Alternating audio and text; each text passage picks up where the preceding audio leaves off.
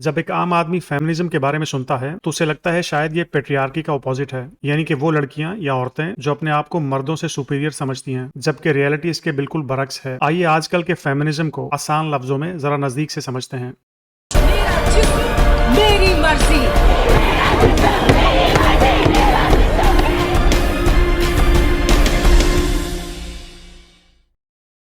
अगर फेमिनिज्म को एक लफ्ज में समझना चाहें तो हम इसे इक्वालिटी कह सकते हैं, यानी कि बराबरी। वैसे तो बराबरी को इतना मुश्किल लफ्ज नहीं है जिसे समझाया जाए, लेकिन अगर आप फेमिनिज्म को समझना चाहते हैं तो लफ्ज बराबरी को एक औरत के पॉइंट ऑफ व्यू से देखना होगा। जब एक मर्द ये सुनता है कि औरत उसकी बराबरी चाहती है तो आमतौर पर उसका जवाब होता है तो फिर ठीक है, औरत और मर्दों का एक ही क्रिकेट टीम या कबड्डी टीम में मुकाबला करवा लो, देखते हैं कौन किसके बराबर है। लेकिन जब एक औरत बराबरी की बात करती है तो उसका मतलब होता है कि अगर एक मर्द किसी भी स्पोर्ट में पार्टिसिपेट कर सकता है तो औरत को भी उसका हक होना चाहिए। अगर मर्दों की क्रिकेट टीम या कबड्डी टीम हो सकती है तो औरतों के पास भी ये राइट होना चाहिए। उनका मकसद हम मर्दों से जीतना नहीं बल्कि हमारे बराबर चलना है। अगर आदमी साइकिल चलाता है तो औरत के पास भी राइट होना चाहिए कि वो साइकिल चला सके। औरतें चाहती हैं कि उन्हें अपनी मर्जी से जिंदगी जीने का हक दिया जाए, जैसे एक मर्द को होता है। वो खुद डिसाइड कर सकें कि उन्हें किससे शादी करनी है, अपने माँ बाप की राय के साथ, और उनके साथ जबरदस्ती ना की जाए। अगर हमारा बेटा रात को लेट घर आता है तो हमें उससे कोई ज्यादा प्रॉब्लम नहीं होती, लेकिन हमारी बेटी सिर्फ अगर घर से निकलने की बात करे तो उसको घर के किसी बड़े यानी बाप और भाई की इजाजत लेनी पड़ती है। अगर वो अपनी माँ से भी पूछती है तो माँ को भी बाप से इजाजत लेनी पड़ती है। मसला इजाजत का नहीं, मसला इस फर्क का है जो हमारे माशरे में औरत और मर्द के दरमियान रखा जाता है। मैं समझ सकता हूँ कि हमारे मुल्क के हालात ऐसे हैं कि उसमें एक औरत का बाहर जाना खास तौर पर शाम या रात के वक्त मुनासिब नहीं है, लेकिन यहाँ पर भी कसूर हम मर्दों का ही है। अगर आप चाहें तो खुद अपनी बेटी या बहन को पिक एंड ड्रॉप कर सकते हैं, क्योंकि हमारा काम है उनको प्रोटेक्ट करना, ना कि उनको एक चार दीवारी के अंदर कैद करके उनको भेड़ बकरियों की तरह रखना। हम में से कुछ मर्द ऐसे हैं जिनके लिए प्रोटेक्ट करने का मतलब है उनको अपनी प्रॉपर्टी बना लेना। जब एक औरत मेरा जिस्म मेरी मर्जी का नारा लगाती है तो उसका ये मैसेज उन मर्दों के लिए है जो बाजार में सिर्फ इस ख्वाहिश से जाते हैं कि औरतों को टच कर सकें। मेरा जिस्म मेरी मर्जी का मतलब है कि अगर मैं दुपट्टा लूंगी तो अपनी मर्जी से लूंगी। ये अभी आपने नहीं दुपट्टा लिया हुआ।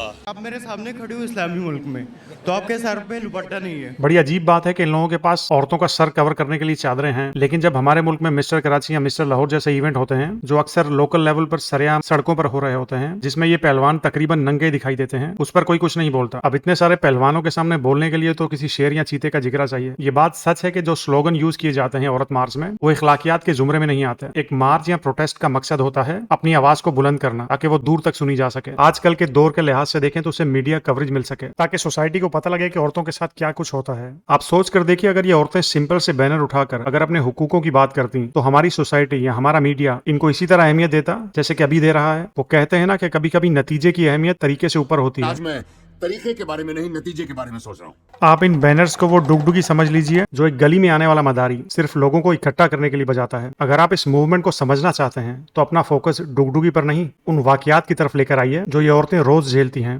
कभी ट्राई करिएगा एक बाइक पर एक औरत की तरह बैठने की, जो बच्चा पकड़ने के साथ साथ अपने आप को भी बैलेंस करके रखती है। इनके ऐसे बैठने की वजह भी सिर्फ हम मर्द ही हैं, क्योंकि अगर वो टांगे खोल कर बैठेगी तो क्या पता हमारे जज्बात जाग जाएं और हमें मजबूरन उनका रेप करना पड़ जाए। अब ये सब तो हो गए मसले, इनका हल क्या है? सुनने में तो बहुत सिंपल लगेगा, लेकिन ये डिपेंड करता है आपके फैमिली बैकग्राउंड पर और खास तौर पर आपकी अपनी अकल पर। अगर आप अपनी बीवी, बहन और बेटियों की इज्जत करेंगे तो आपकी औलाद भी आपकी तरह इस सोच को आगे लेकर चलेगी। ये एक वाहिद तरीका है किसी सोसाइटी में एक सोच और आइडियोलॉजी को बदलने का, लेकिन ऐसा तभी मुमकिन होगा जब आप एक औरत के साथ इंसानों जैसा रवैया रखना शुरू करेंगे, उन्हें अपने जैसा इंसान समझेंगे। अगर आप फेमिनिज्म के बारे में मजीद जानना चाहते हैं तो जुनैद अकरम का ये वीडियो जरूर देखिएगा, जिसमें डॉक्टर ताहिरा काजमी बहुत डिटेल से बताती हैं कि इस माशरे में औरतों के साथ क्या कुछ नहीं होता। इसके अलावा ध्रुव राठी की इसी टॉपिक पर एक बहुत अच्छी वीडियो है, या फिर सैयद मुजम्मिल शाह की बहुत सारी वीडियोस इसी टॉपिक पर हैं। इन सब का लिंक आपको वीडियो की डिस्क्रिप्शन में मिल जाएगा। और अगर आप फिल्में देखने के शौकीन हैं तो लापता लेडीज जरूर देखिएगा। और ये लास्ट मैसेज सिर्फ फेमिनिस्ट के लिए है, अपनी जद्दोजहद को उस वक्त मत खत्म कीजिएगा जब आप पूरी तरह से थक चुकी हों,